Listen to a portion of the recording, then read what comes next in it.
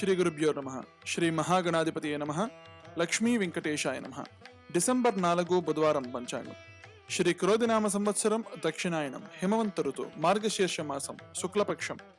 ఈరోజు తిథి తృతీయ, వారం బుధవారం, నక్షత్రం పూర్వాషాఢ నక్షత్రం, యోగం గండయోగం, కరణం గరజకరణం. ఈరోజు రాహుకాలం మధ్యాహ్నం 12 గంటల నుంచి 1 గంటల 30 నిమిషాల వరకు, యమగండం ఉదయం 7 గంటల 30 నిమిషాల నుంచి 9 గంటల వరకు. ఈరోజు విశేషము బుధవారము తదియ తిథి గౌరీదేవికి అభిమానము. అదేవిధంగా బుధవారము గణపతికి అభిమానమైనటువంటి వారం. అందువలన గౌరీ గణేశులకు ప్రీతిగా ఈరోజు విశేషించి ఇంట్లో గణపతి చిత్రపటం ఉంటే పటానికి నమస్కారము.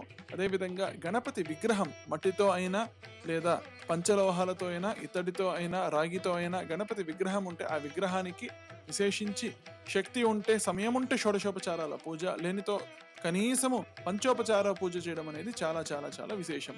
అర్చన, ధూపం, గంధం, పుష్పం, ధూపం, దీపం, నైవేద్యం, దీన్ని పంచోపచారం అనేసి అంటారు.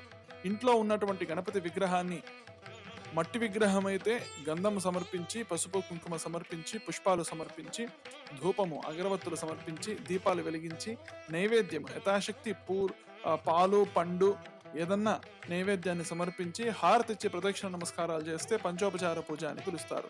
షోడశోపచారములంటే అదే గణపతిని పళ్ళెంలో పెట్టి శుక్లాంబరధరం శ్లోకం చెప్పి ప్రార్థన చేసి గణపతి స్తోత్రములతో ఆవాహనము చేసి అర్ఘ్యము పాద్యము సమర్పించి, ఆచమనం సమర్పించి, స్నానము చేపించి, పంచామృతాలతో అభిషేకం చేపించి, నదీ జలాది స్నానమని కలిశోదకముతో గంధము కలిపిన నీళ్లతో గంధోదకంతో అభిషేకం చేసి తీర్థంలా పక్కన పెట్టుకొని వస్త్రంతో తుడిచి గంధము సమర్పించి, పుష్పాలు సమర్పించి, యజ్ఞోపవీతం సమర్పించి, అదేవిధంగా పుష్పాలతో గరికతో అర్చన చేయాలి.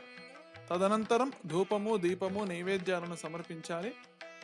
అష్టోత్తరాలతో అర్చన చేసిన తరువాత ధూపదీప నైవేద్యాలను సమర్పించి ప్రదక్షిణ నమస్కారాలు, హారతి చేయడం ద్వారా షోడశోపచార పూజ ముగుస్తుంది.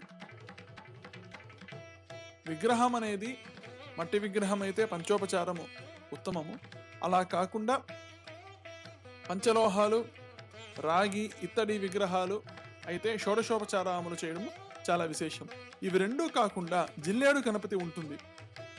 జిల్లేడు గణపతికి కూడా అభిషేకం చేయవచ్చు, కానీ ఎక్కువ నీళ్లు వేస్తే జిల్లేడు వేరుతో చేసిన గణపతి విరిగిపోతుంది. కాబట్టి అంటే అది చెక్క కాబట్టి చెక్క విరుచుకొని పగిలిపోతుంది. అందువలన ఎక్కువగా అభిషేకం చేయకుండా విశేషించి గణపతికి ప్రీతిపాత్రమైనది గరిక, ఎర్రటి పుష్పాలు, గంధము, అరటిపండు వీటిని సమర్పించి లంబోదరాయ నమో నమః అనే మంత్రంతో నమస్కరిస్తే సకల విఘ్నాలు తొలగిపోతాయి.